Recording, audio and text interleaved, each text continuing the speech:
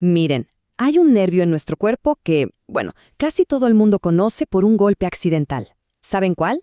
Esa sacudida eléctrica que te deja sin aliento.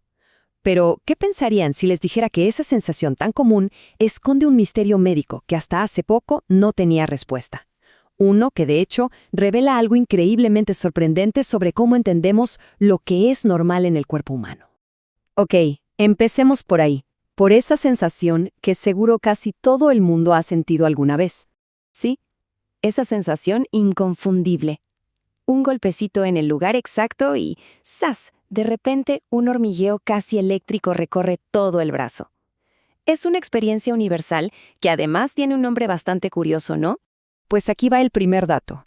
Vamos a desmentir un mito popular, el famoso hueso de la risa. Bueno, resulta que no es un hueso para nada. En realidad es el nervio cubital.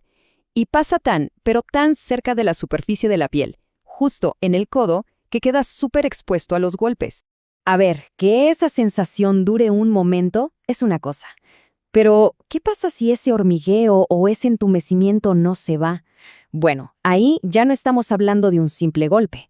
Pasamos a una condición médica que se conoce como neuropatía cubital. Y justo aquí es donde nos metemos en el corazón del asunto.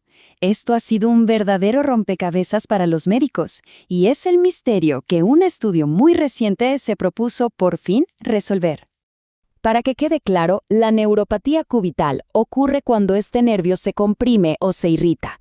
¿Y qué provoca? Pues dolor, debilidad y ese hormigueo constante en los dedos. Y ojo, que no es algo raro, es la segunda neuropatía por compresión más común que existe. Entonces, ¿cómo lo confirman los médicos? Bueno, una de las herramientas clave es usar un ultrasonido o una resonancia magnética para medir el tamaño del nervio. Si está hinchado, es una señal clara de que algo lo está comprimiendo. Pero aquí viene la pregunta del millón. ¿Qué tan grande es? Demasiado grande.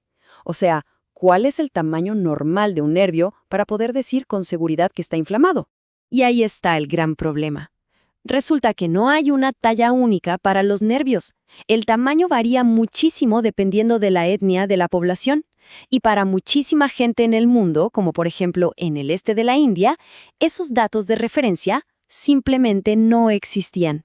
Los médicos básicamente hacían el diagnóstico a ciegas. Bueno, y todo esto nos lleva a un estudio que es fundamental, del 2025, donde un equipo de investigadores dijo basta y decidió resolver el problema yendo directo a la fuente.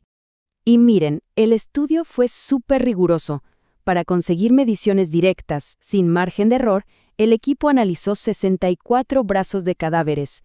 Sí, así como lo oyen, midieron con una precisión increíble el área del nervio cubital, algo que sencillamente nunca se había hecho para esta población. El método fue un trabajo de altísima precisión. ¿Qué hicieron?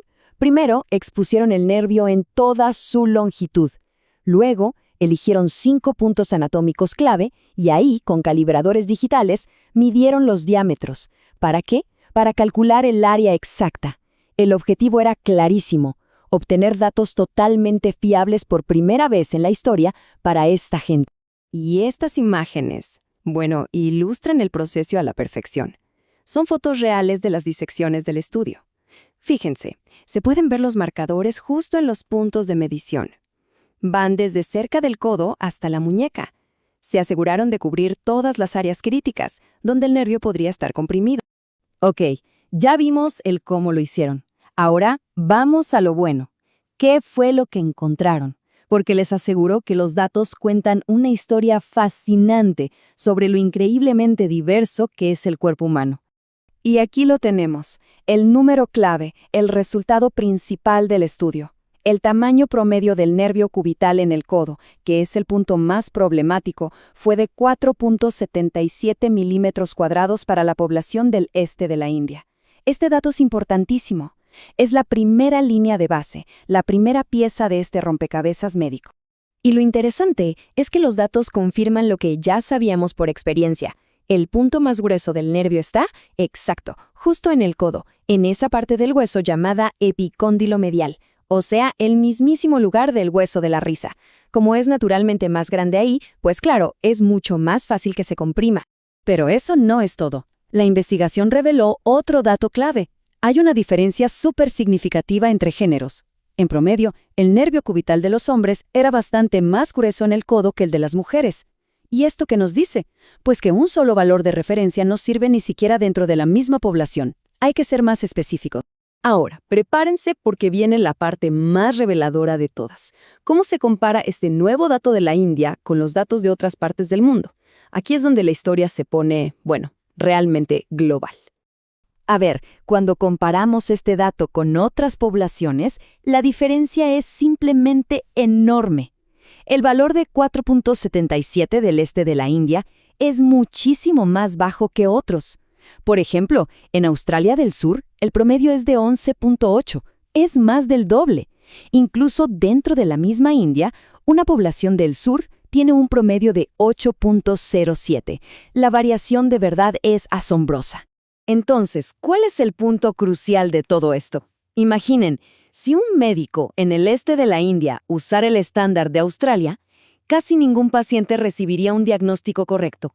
O sea, podrían ignorar casos reales de neuropatía o, peor aún, diagnosticar a gente perfectamente sana. Esto demuestra que es vital, absolutamente vital, tener datos locales. Entonces, ¿cuál es la conclusión de toda esta investigación? Vamos a ver cómo este conocimiento tan fundamental de la anatomía se traduce en algo súper práctico, una mejor atención médica para la gente. De hecho, los propios autores lo resumen perfecto en su conclusión.